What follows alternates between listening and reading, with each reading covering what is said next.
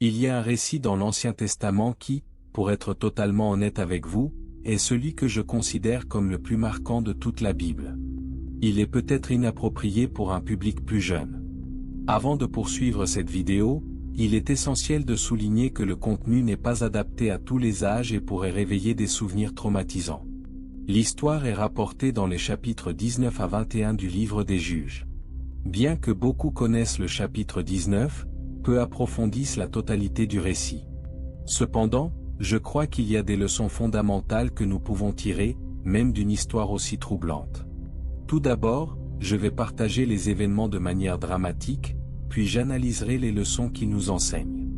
Suivez-moi dans le livre des Juges, chapitre 19. À cette époque, alors qu'il n'y avait pas encore de roi en Israël, vivait un Lévite qui résidait dans la région montagneuse d'Éphraïm. Il prit pour lui une concubine de Bethléem, en Juda. Il est important de comprendre que ce Lévite vivait dans le nord d'Israël, tandis que sa concubine ou épouse résidait dans le sud, à Bethléem. L'histoire raconte que la femme a été infidèle au Lévite, l'abandonnant et retournant dans la maison de son père à Bethléem, où elle est restée pendant 4 mois. Ainsi, le Lévite décide d'aller la chercher, voyageant depuis les montagnes d'Éphraïm jusqu'à Bethléem dans le but de se réconcilier et de restaurer leur relation. Quand il est arrivé à Bethléem, le père de la femme l'a accueilli avec une hospitalité généreuse. Pendant plusieurs jours, le Lévite a essayé de partir avec sa femme pour rentrer chez lui, mais son père insistait pour qu'il reste une nuit de plus. Cela s'est répété jusqu'à ce que, finalement, l'homme décide de repartir. C'est à partir de ce moment que la tragédie commence à se dérouler. Lors du voyage de retour vers le nord, en direction d'Éphraïm, ils se sont approchés de Jébu au coucher du soleil. Le serviteur a suggéré de passer la nuit dans cette ville jébusite, mais le Lévite a refusé, affirmant qu'il ne séjournerait pas dans une ville étrangère. Ils ont alors décidé de continuer jusqu'à Gibéa. À leur arrivée à Gibéa, déjà tard dans la nuit, personne ne s'est proposé de les héberger. Dans la culture israélite, l'hospitalité était une valeur essentielle. Finalement, un vieil homme les a trouvés sur la place et leur a demandé pourquoi ils étaient encore sans abri. Après avoir entendu leur situation, il leur a offert sa maison pour passer la nuit. Le Lévite a remercié et a assuré qu'ils avaient seulement besoin d'un endroit pour se reposer et de quoi nourrir leurs animaux. Cependant, l'histoire prend une tournure sombre. Pendant la nuit, des hommes pervers de la ville ont encerclé la maison, exigeant que le vieil homme leur livre son invité afin qu'ils puissent abuser de lui. Le vieil homme a essayé de les dissuader, en offrant sa fille vierge et la concubine du Lévite, demandant qu'il n'inflige pas une telle atrocité à l'homme. Ce qui suit est inimaginable.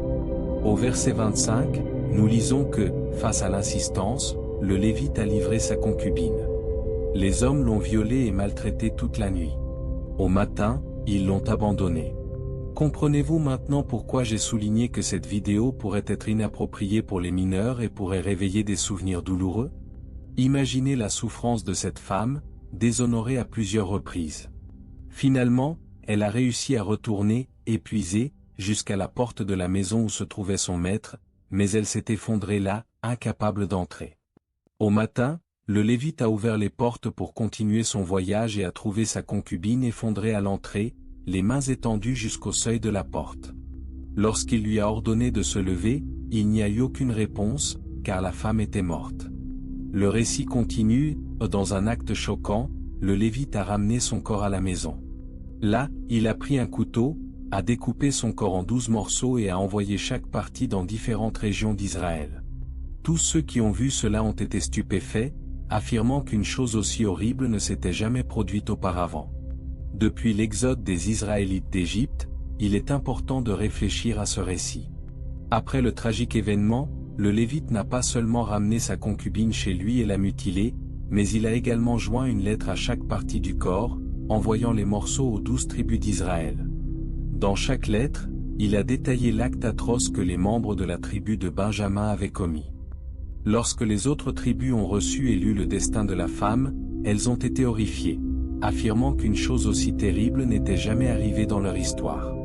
Cette histoire continue dans les chapitres 20 et 21 du livre des Juges, et il reste encore beaucoup à explorer à partir de ce point. Commençons à tirer quelques leçons. La première est que, lorsqu'il manque de la responsabilité dans nos vies, il y a une forte tendance à la déviation. Juge 19h1 met cela en évidence en mentionnant que en ces jours-là, il n'y avait pas de roi en Israël. Lorsque nous ne ressentons pas le besoin de rendre des comptes, ni de prendre la responsabilité de nos décisions et de nos actions, nous avons tendance à suivre des chemins destructeurs. L'absence de responsabilité nous pousse à croire que nous pouvons agir de manière isolée, sans avoir à répondre à qui que ce soit. C'était le contexte en Israël à cette époque, il n'y avait pas de roi. Et bien qu'il y ait eu des lois, elles n'étaient ni respectées ni appliquées. Le résultat fut que les gens ont pris des décisions qu'ils n'auraient probablement jamais imaginé prendre. Ce manque de responsabilité a contribué à une série d'événements inattendus et désastreux. La deuxième leçon que je veux souligner est l'importance de traiter chaque être humain comme porteur de l'image de Dieu. Dans le récit, le vieil homme montre une vision erronée en affirmant qu'il serait mauvais de faire du mal à l'homme, mais qu'il pouvait faire ce qu'il voulait avec sa fille et la concubine du Lévite. Cette mentalité reflète la croyance que la vie et la dignité de l'homme avaient plus de valeur que celle de sa propre fille et de la concubine. Il est fondamental que nous reconnaissions en chaque personne l'image de Dieu, lui attribuant ainsi une valeur inaliénable. Cela nous amène à réfléchir sur nos attitudes, en particulier lorsque nous consommons des contenus inappropriés en ligne, et à veiller à ce que nous traitions les autres avec respect et dignité. La troisième réflexion que je veux mettre en avant dans cette vidéo est que, à mesure que nous nous éloignons de Dieu, nous devenons plus susceptibles de commettre des actes que nous n'aurions jamais imaginé faire. En analysant le livre des Juges dans son ensemble, nous voyons une nation qui s'éloignait progressivement de Dieu. Les chapitres 19 à 21 représentent le point culminant de cet éloignement, montrant jusqu'où la nation s'était détournée de Dieu. Ce récit sert d'avertissement pour nous tous. Si nous ne maintenons pas une connexion étroite avec Dieu, nous risquons de nous égarer et de faire des choses qui, à un autre moment, nous auraient semblé impensables. Rester proche de Dieu est essentiel pour éviter de tomber dans des tentations et des péchés que nous n'aurions même pas envisagés auparavant.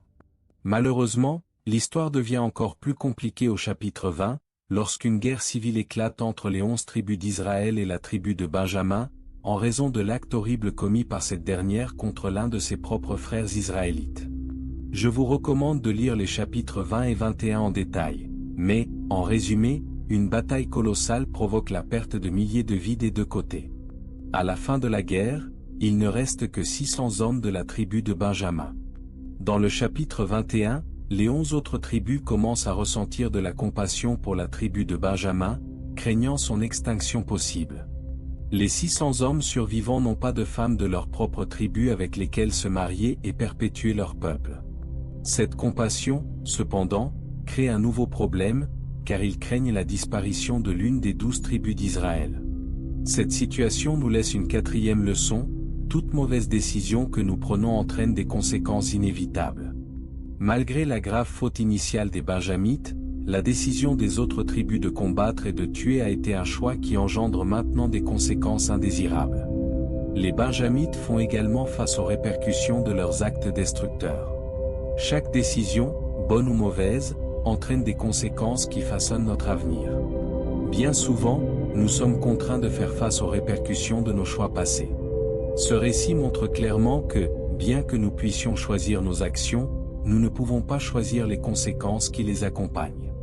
L'histoire continue en montrant comment les Israélites ont pris une autre mauvaise décision en permettant aux Benjamites d'enlever des femmes lors d'un festival, justifiant cette action pour éviter de rompre un serment antérieur dans lequel ils avaient promis de ne pas donner leur fille en mariage aux hommes de Benjamin. Cet événement illustre comment une mauvaise décision conduit souvent à une autre, créant une série de conséquences inattendues et souvent désastreuses. Ainsi, pendant le festival, 200 hommes de Benjamin enlèvent des femmes qui dansaient et les emmènent comme épouses. Je reconnais que c'est une histoire choquante, et j'ai essayé de la résumer brièvement. Cependant, le point essentiel est qu'une mauvaise décision déclenche souvent une autre, et une série de mauvais choix peut avoir un impact négatif sur de nombreuses vies. En analysant cette histoire, il est évident de voir combien de personnes ont été blessées à cause d'une seule décision erronée. Certains hommes de Benjamin ont subi des conséquences méritées, mais la majorité du peuple benjamite, qui n'avait pas directement participé à la transgression initiale, a péri dans la bataille. De plus, Le peuple de Jabé-Galad a également subi des pertes, et ces femmes ont été arrachées de leurs terres, devenant victimes de ces circonstances. Voici la 5e et dernière leçon que je veux souligner: Dieu nous accorde sa grâce même au milieu de nos décisions les plus destructrices. Le livre des Juges se termine en racontant que les Benjamites, malgré leurs actions, ont réussi à reconstruire leur ville, à y habiter et à recevoir une nouvelle chance. Chaque Israélite est retourné dans sa tribu et dans sa famille, reprenant possession de son héritage. Le dernier verset du livre met en évidence une caractéristique marquante de cette époque. En ces jours-là, il n'y avait pas de roi en Israël, chacun faisait ce qui lui semblait bon. Cette phrase résume tout le livre des Juges, soulignant le manque de leadership efficace et les conséquences du fait que chacun suivait son propre chemin. Ainsi, même face à des décisions destructrices, Dieu manifeste sa grâce en permettant à la tribu de Benjamin de se reconstruire. Cependant, il est essentiel de comprendre que, bien que la grâce existe, les décisions continuent d'apporter des conséquences, souvent imprévisibles et incontrôlables. S'il y a une chose que je souhaite que vous reteniez de cette vidéo, c'est que chaque choix que nous faisons entraîne des conséquences, certaines que nous ne pouvons même pas prévoir. Et avec cela, nous concluons une autre vidéo. J'espère que les leçons d'aujourd'hui ont touché votre cœur et vous ont aidé à réfléchir aux conséquences de nos choix. Si vous avez aimé ce contenu, n'oubliez pas de liker la vidéo, de la partager avec vos amis, et bien sûr, de vous abonner à la chaîne pour ne manquer aucune des prochaines vidéos. Que Dieu vous bénisse et à la prochaine vidéo.